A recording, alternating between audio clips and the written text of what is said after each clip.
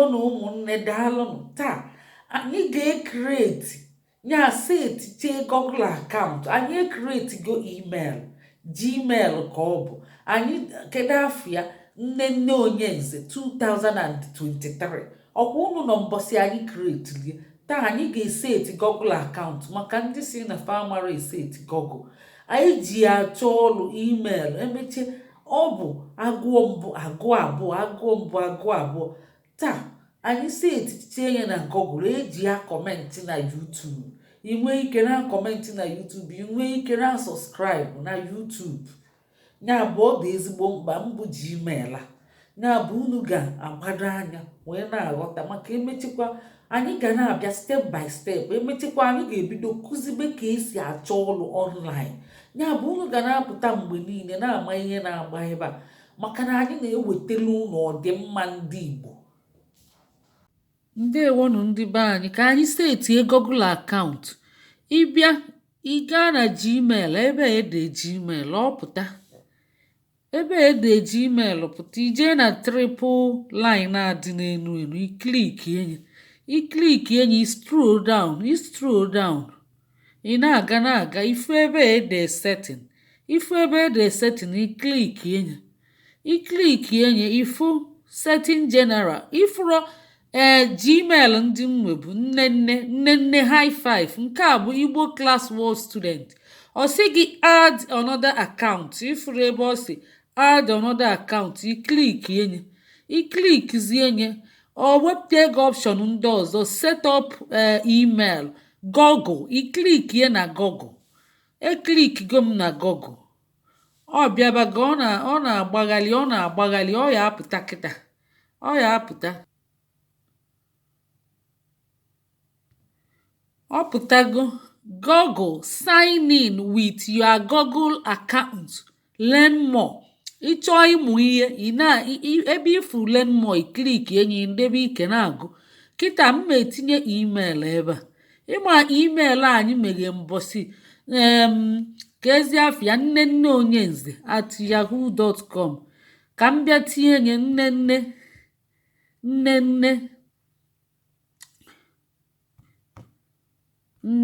Onyenze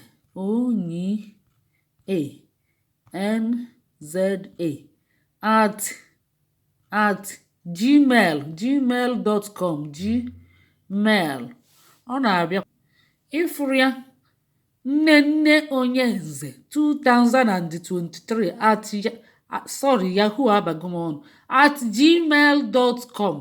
Etibe gị itinye next.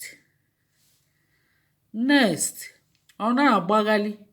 Ọ pụtago kịta ifuru ya your password. Itinye password ahụ.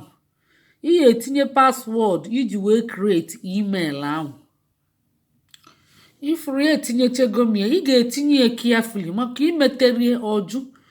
Ị ga-emezi next. Emetekwa m ya, chee ka m tinyekwu ya ọzọ.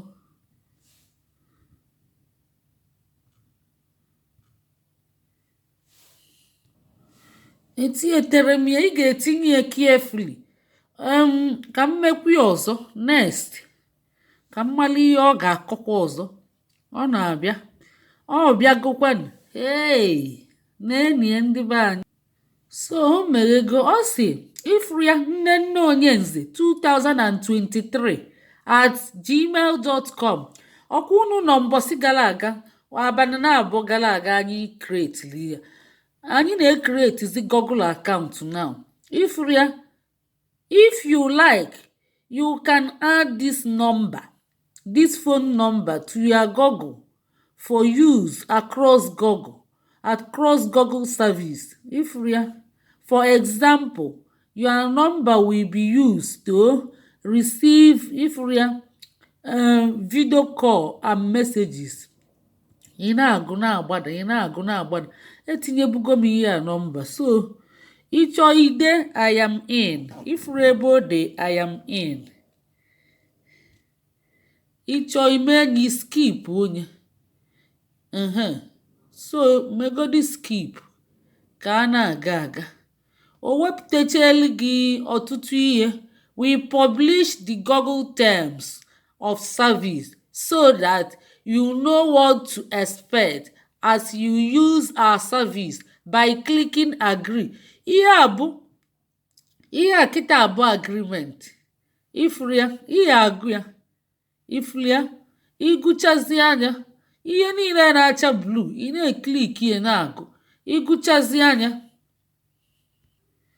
ifuru ya, what you expect, ị na-agụ ya, ị na-agụ ya. Ịgụchacha anya, ị wee mee agree. Ị na-agbadatakwa, ị na-agbadata na ọtụtụ ihe ị ga-agụ, ihe ị ga-agụ, ihe ị ga-agụ. Ya bụ, ịgụchazi anya ime agree. Ọ bịabago.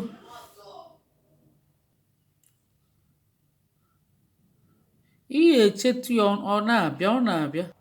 Ifuru ya ọ bịago. Mgbe mbụ nne high five Igbo class world student.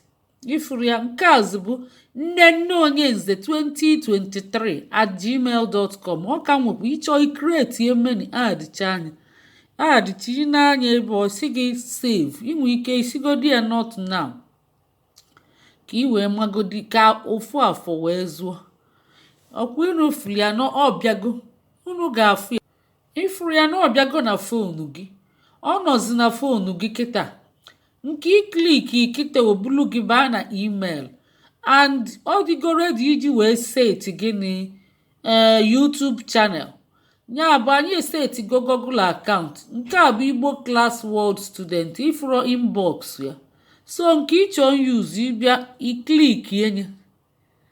So nke a bụ nke anyị create na-enye. Anyị ga-ejikwa create kwe ma Facebook. Nne onyenze. Ifuru onwere ihe dị ya mana onwego Google account kịta. Anyị ya ka iji gaa subscribe kwato YouTube channel. Ihe eji subscribe. Ihe anyị ji eme bụ maka ndị si na famara a subscribe na YouTube. Kịta anyị na-eme emechiche enyi ejikwa ya achọ ọlụ. Eji achọ ọlụ, anyị mechie enyi olutu ịchọ ọlụ. Unu n'anya unu fụ Google ebe a, ifuru ya, Google Go. Ikliki enye kịta. Ifuru na ihe dịtị ya, ị ịchọ na-eseti n'ebe a, ihe adị ebe a, ikliki enye ifu na ihe afụkwa akaụntụ dị ya. Akaụntụ 3 dị ebe a kịta. So ka anyị nene akaụntụ dị na ya. Anyị afụgie nke Igbo anyị abịa, ọ bụ ya dị ebe a. So o nwe akaụntụ 3 ebe a kịta. So inenebe YouTube kịta, ọ bụ nke a bụ ụzọ ka iji gaa na subscribe. Mana ịchọ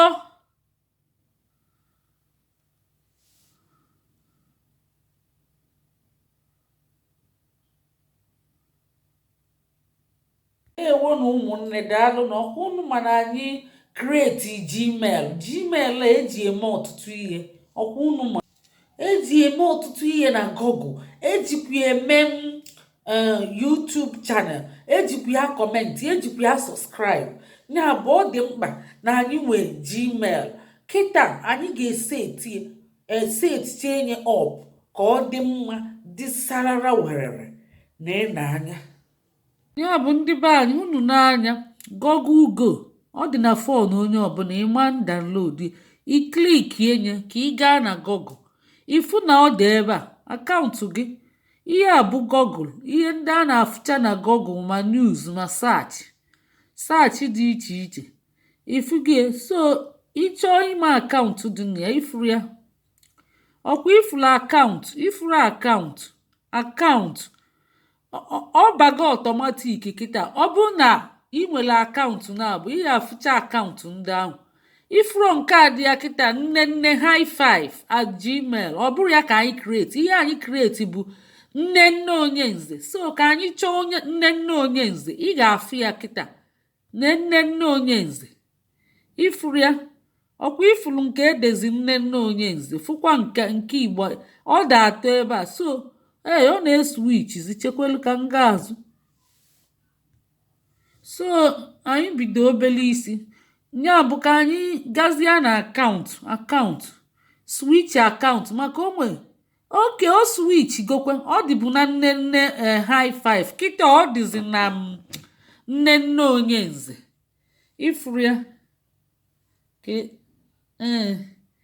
ọ dịzi na nne nne onye nze so ifuru ya ebe ahụ ka ọ dịzi kịta nia ka ọ dị so ọ dịzi na ọ bụrụ na ị nwe akaụntụ na-abụ ị na-eswichizi switch akaụntụ nke so gị ị ga-eyuzu iyuzuo mana ọ bụrụ na ofu ijidesi ofu ahụ ike so wee na-akọmentị wee na-emeghekwe YouTube gị so ifu gị na ọ dị atọ ebe a kịta ọ dị atọ nne nne onye nze ya na Igbo Class World ọ dị atọ ma Igbo anyị abịa dukwunu ya ma nne nne ifuru ya so imetụrụ anya aka o switch eto nke ị gwara anya switch ọ dịzi atọ ọ dị akaụntụ atọ ebe ahụ kịta ifuru ya ke nke o switch ya kịta ke nke o switch ya ka nnenegodi nke o switch ya o switch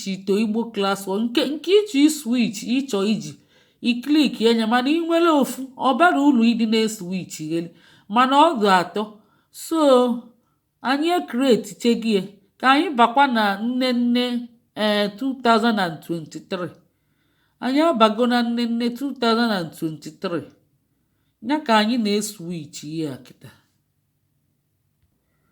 ifuru ya ka ọ dị ebe ahụ nne nne onye nze ifuru email ya nke ọzọ bụ Igbo anyị abịa email ya bụ nne high five mana nke anyị kreti anyị ji eme practice bụ nne onye nze so nke ọbụla dị n'elu bụ ebe ahụ ka ị nọ ya bụ nke a kịta ị ga-eji nwunye sọskraịbụ echi anyị bịa chọọ ka esi asọskraịbụzi kọmentị ya na YouTube ịsọskraịbụ kọmentị ya yes ọnyanwa nya ka anyị ga-abịazi chọọ echi ngwa ka emesịanụ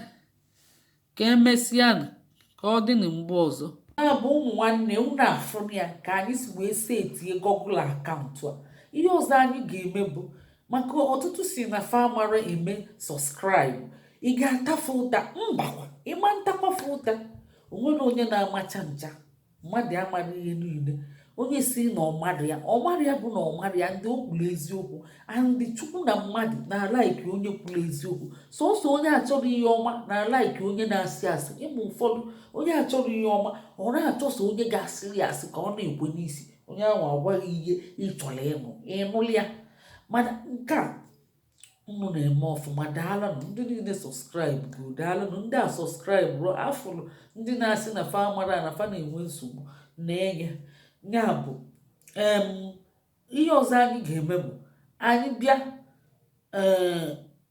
anyị chọọ ka esi asọskraịbụ anyị gosikwa unu anyị gosichezi unu ka esi asọskraịbụ anyị gaa n'iru chọzie ọrụ anyị ga-achọ ọrụ na saịtị ebe a na-achọ ọrụ ngwa ka emesịa ndewo